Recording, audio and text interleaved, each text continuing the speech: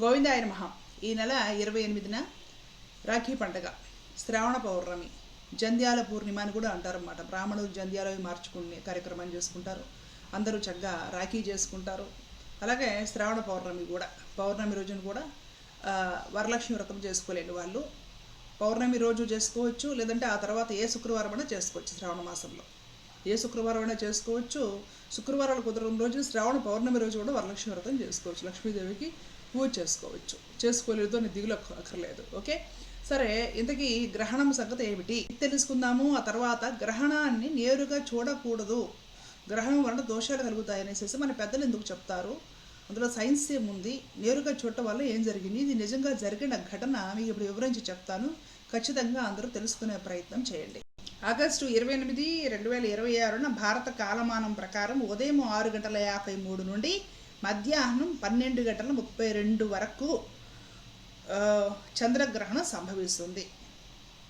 దీని గరిష్ట స్థాయి అంటే బాగా ప్రభావం అనేది ఉదయం 9:43 గంటలకి ఉంటుందన్నమాట. ఆ తర్వాత పాక్షిక సూర్యగ్రహణం, పాక్షిక గ్రహణము, మహాగ్రహణము, పాక్షిక గ్రహణం ముగింపు ఉదయం 11:22కి ఇట్లా ఉన్నాయి డేట్స్. అయితే మన భారతదేశంలో పరిస్థితి ఏమిటి అంటే, భారతదేశంలో పగటిపూట చంద్రుడు క్షితిజానికి దిగువన ఉన్నప్పుడు ఈ గ్రహణము సంభవిస్తుంది. కాబట్టి అది మన దేశంలో కనిపించదు గ్రహణం. అలాగే ఈ గ్రహణ కాలం, గ్రహణము భారతదేశంలో కనిపించదు కాబట్టి ఈ దోషశుద్ధి అంటాం కదా, అది వర్తించదు.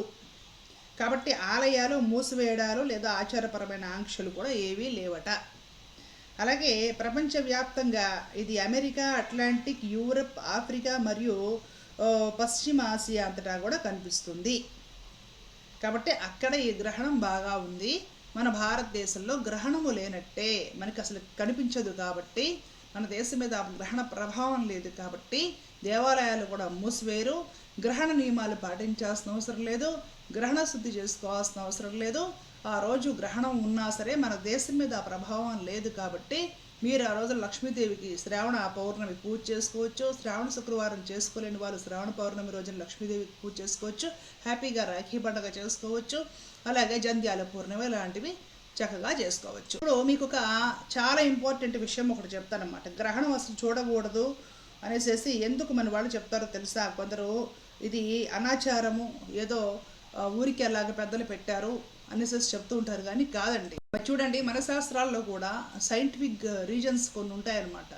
ఇలాంటివి ఉన్నప్పుడు అందరి క్షేమం కోరుకొని నేను వాటి గురించి గట్టిగా మాట్లాడతా. ఎవరైనా వ్యతిరేకిస్తే కూడా వాళ్ళకి బుద్ధి చెప్తూ నేను వీడియో చేస్తాను.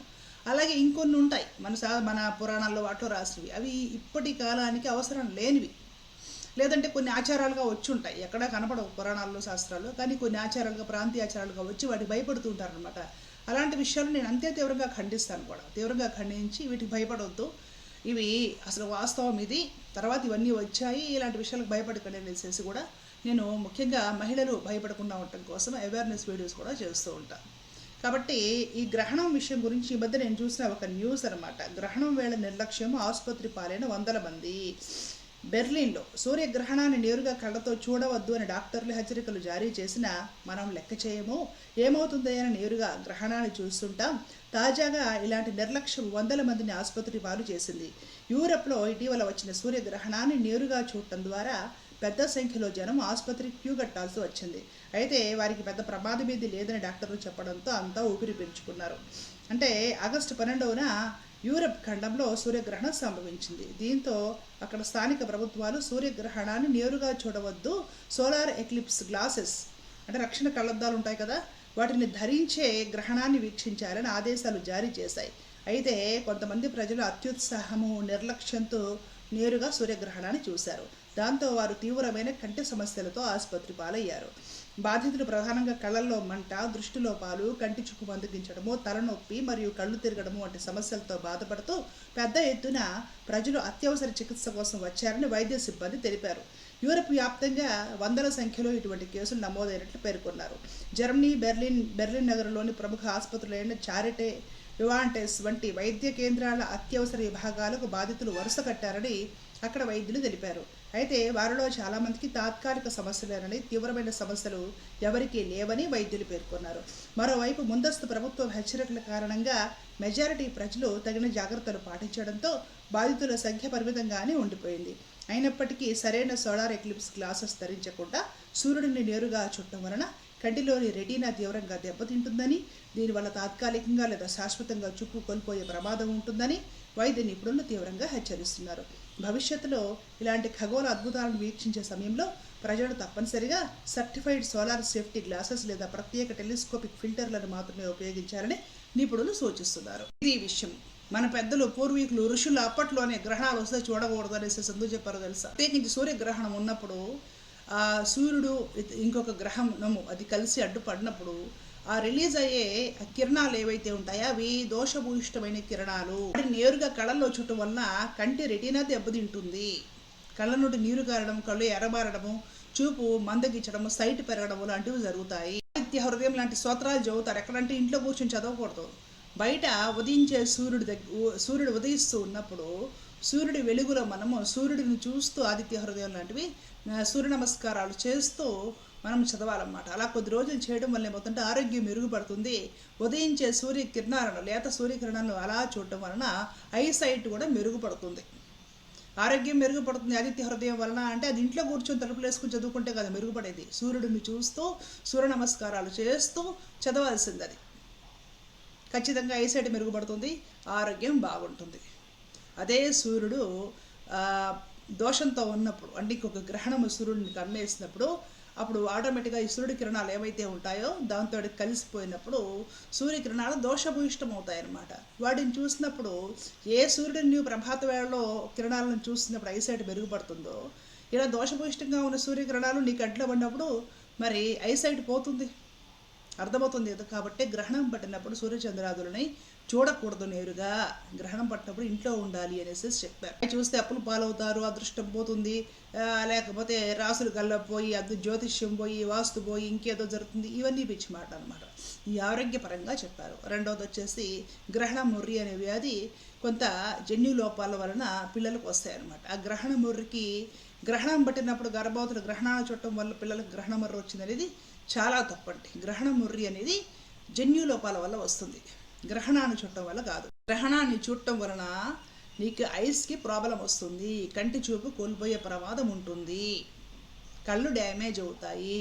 ఇప్పుడు టెక్నాలజీ పెరిగేసేసి మంచి మంచి కళ్ళజోళ్ళు, టెలిస్కోప్ పరికరాలు వచ్చాయి కాబట్టి నీవు వాటితోడు చూడాలనుకుంటే చూడవచ్చు. ఈ విదేశాల్లో నేను చెప్పిన న్యూస్ చూశారు కదా, గ్రహణాన్ని డైరెక్ట్గా కళ్ళతో చుట్టం వల్ల సూర్యగ్రహణాన్ని ఈ 100 మంది కళ్ళు నీరు గారి, కళ్ళు వాసి, ఇట్లా 100 మంది హాస్పిటల్కి వెళ్ళారట. అంటే ఏం ప్రభావం అనే కదా. దాన్నే మన పూర్వీకులు, పెద్దలు, ఋషులు చెప్పారు. గ్రహణాలు డైరెక్ట్గా చూడవద్దు, గ్రహణాలు ఉన్నప్పుడు చూడకుండా ఇంట్లో ఉండండి, భగవంతుడిని గ్రహణం పోయేంత వరకు స్మరించుకుంటూ ఉండండి, ఏ దోషము ఆపద మీ మీద పడకుండా ఉంటుంది అని చెప్పారు. అయినా కూడా బయటికి పోయినప్పుడు ఆ గ్రహణాల తాలూకా కిరణాలు మన మీద పడతాయి కదా. గ్రహణం పట్టినప్పుడు అవి పడతాయి. అలా దానివల్ల ఏదన్నా అనారోగ్య సమస్యలు రావచ్చు. కాబట్టి గ్రహణం అయిపోయిన తర్వాత శుభ్రంగా స్నానం చేయండి. అర్థమవుతుంది కదా. దీనికి ఈ గ్రహణం వలన పలానా మీన రాశి వాళ్ళకి కలిసి వస్తుంది, లేదంటే పలానా కుంభరాశి వాళ్ళు దరిద్రులు అవుతారు, పలానా మేషరాశి వాళ్ళకి రాజయోగం కలుగుతుంది, పలానా ఇంకేదో రాశి వాళ్ళు గంగలో దూకుతారు. ఇవేమీ ఉండవు. ఇవన్నీ కూడా మనం పూట గడుపుకోవడానికి చెప్పే మాటలు. హెల్త్ పరంగా చూసుకోండి, మీ శరీర ఆరోగ్యపరంగా చూసుకోండి. మనము ప్రకృతి నుండి, అంటే సూర్యకిరణాలు, చంద్రుడి వెన్నెల, వీటన్నిటి మన మనసు మీద, కళ్ళ మీద, శరీరం మీద ప్రభావం చూపిస్తాయి. అవి దోషభూయిష్టంగా ఉన్నప్పుడు ఆ కిరణాలు నీ మీద ప్రభావం పడ్డాయి అంటే నీ ఆరోగ్యం మీద, మనసు మీద ప్రభావం చూపిస్తాయి. కాబట్టి ఆ టైంకి నువ్వు సైలెంట్గా ఇంట్లో ఉండు. లేదు బయటికి వెళ్ళాల్సి వచ్చినా కూడా గ్రహణం అయిపోయిన తర్వాత శుభ్రంగా స్నానం చేసేస్తాయి, నీకు ఆరోగ్యం పర్ఫెక్ట్గా ఉంటుంది. అర్థమవుతుంది కదా. కాబట్టి ఇది విషయము. ఈ గ్రహణాల విషయం, గ్రహణాలు అయిపోయాక పలానా రాశి వాళ్ళకి పరిహారాలు చేయాలి, రెమెడీలు చేయాలి, ఎంత డబ్బులు కట్టండి, ఆ నెంబర్కి ఫోన్ చేయండి, ఇదంతా కూడా వ్యాపారం. ఈ వ్యాపారం గురించి మాట్లాడుతుంటేనే నా మీద ట్రోలింగ్. సో 28న గ్రహణం మన దేశంలో లేదు. రాఖీ పండుగ, జంధ్యాల పూర్ణిమ, శ్రావణ పూర్ణిమ అందరూ హ్యాపీగా జరుపుకోవచ్చు. మీ అందరికి కూడా ముందుగానే రాఖీ పండుగ, శ్రావణ పూర్ణిమ శుభాకాంక్షలు తెలియజేసుకుంటున్నా. ధర్మరక్ష రక్షిత జై శ్రీమన్నారాయణ. కృష్ణార్పణ.